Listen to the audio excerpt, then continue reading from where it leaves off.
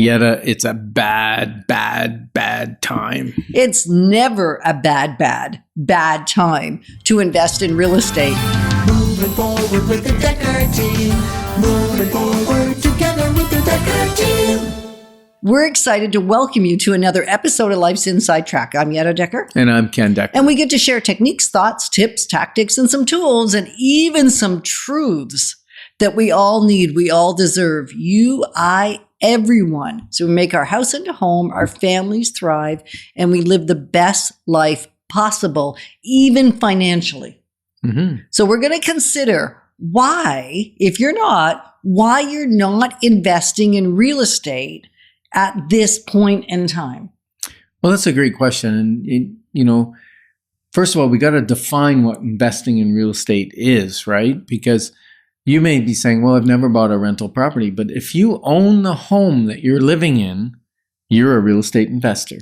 Exactly. And if you're renting a home that someone else owns, you're helping a real estate investor. It's great, eh? It's a symbiotic relationship. It is.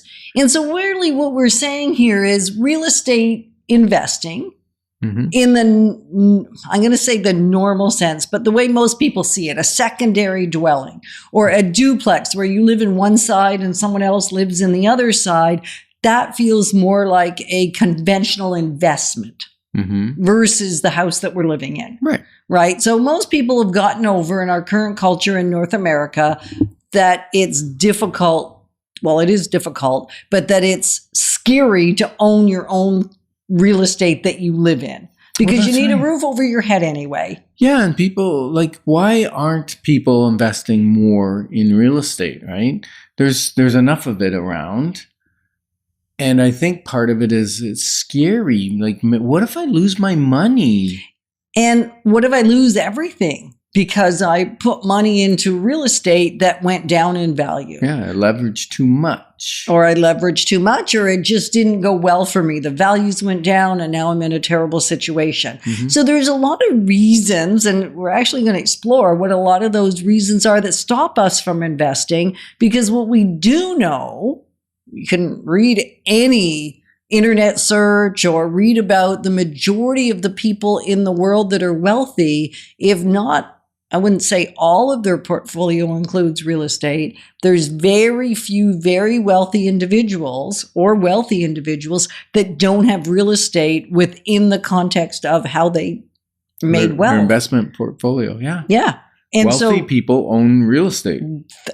Pretty much, right? Pretty much across the board. So if we know that's true, what is it that stops us? And we think we know what a lot of them are because it stopped us at one point. Well, there's some sensationalization of the issues, right? Yes, issues exist and issues are real. Like if you've got a tenant that stops paying, a tenant that's damaging your property, tenants that call you in the middle of the night for stupid little things, whatever it is, those things can be annoying and they can be a setback and they can be a speed bump. And yet they get sensationalized, they get talked about because when people are in trouble or they go, oh, I tried that, I don't want to ever do that again, right? But do we hear about the people that own 2, 3, 4, 5 properties and things are going tickety-boo and they're building wealth? Do they go out and talk about their investment portfolio? Tends not to be. We've had a lot of our clients over the years, we've said, do you want to come on Life's Inside Track and talk about how amazing your investment journey's been? And we've had a few on. There's some great episodes to go back and listen to if you haven't, that talk about those success stories. We have a few courageous clients, and I'm going to call them courageous because they're sharing with others how they did it, which may give a clue as to how you can do it. So success leaves clues. Failure leaves clues too. It does. And so the challenge becomes that many people that have done well with real estate want to keep it discreet, want to keep it a secret because it feels a lot of different reasons I've been told, but I don't think it's anybody's business that know what I'm doing with real estate investing, how well it's gone, so that the sensationalizing of how great real estate is doesn't tend to happen to the same degree that the setbacks do. Right. And this is a great moment to ask our community. You're part of our community as you're a listener on CHR or you're watching this on YouTube. And we just want to invite you that if you've got questions. No, what question do you have? Yeah. Because everybody has a burning question. Yeah, and it's sitting there. And we got burning answers that we want to give. Yeah, maybe they're burning answer, actually. Let's not get out of control. As you have a question, rather than leaving it unanswered, rather than letting the skepticism grow, because it's for real that there's a lot of skepticism in real estate investing, because we don't know all the answers. No one knows all the answers. Nobody can see the future. What we can see is the history and some predictor of what the future will bring. Right. Absolutely. But we don't focus on that when we're feeling out of control.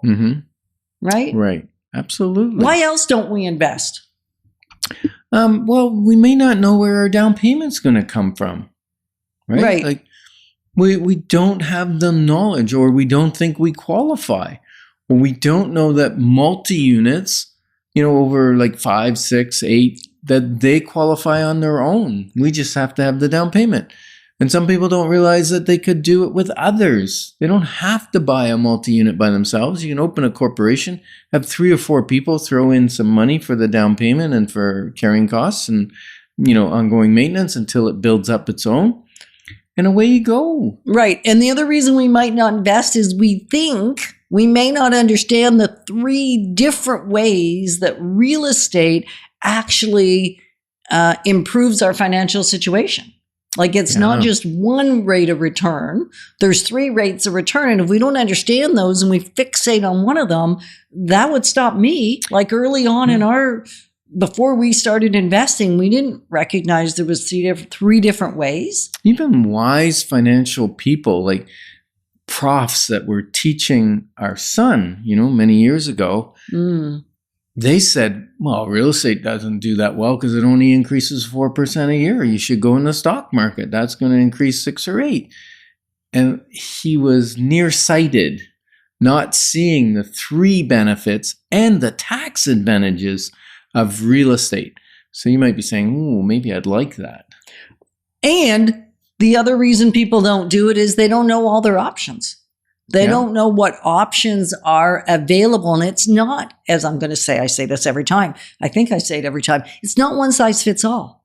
It requires a dialogue, requires exploration and an awareness for you to figure out what is it that's stopping you. Maybe the reasons we've cited aren't your reasons. I just created another one. No, I didn't create the other thing. I created a word to describe it. Spousal diversity. Absolutely. Where one partner thinks it's a fantastic idea and another partner thinks it's a horrific idea, because we all have different propensities and we all have different understanding. We all have heard different stories. And so we have a different perspective, and it can create a lot of conflict. Wow. We got problems. We don't have problems. Okay. You and I understand investing. We're on the same page. We are. So maybe you know all the reasons why you're not, and you don't know all the reasons why it might be a great idea. So if you want to know the 3 ways that real estate makes money and builds wealth, send us an email at together@dekkerteam.com, because we're honored to be positioning you to build wealth wisely, because it's about much, much more than just the money. Moving forward with the Dekker Team. Moving forward together with the